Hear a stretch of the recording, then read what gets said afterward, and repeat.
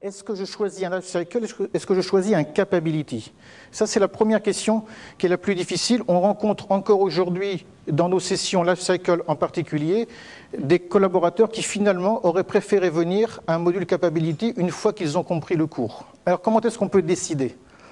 On va dire la chose suivante. On reverra la fiche individuelle de chaque cours tout à l'heure.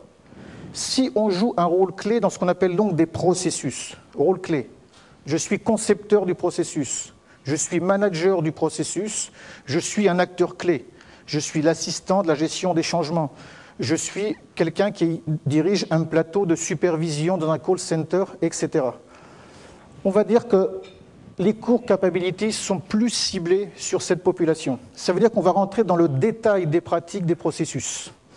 Par contre, je suis quelqu'un dans une équipe de conception, une équipe de développement. J'ai besoin de comprendre le cycle de vie, j'ai besoin de comprendre quel rôle je joue. Je sais que je vais devoir émettre des changements, mais mon métier à moi, c'est de développer des applications, c'est de les spécifier, de les concevoir.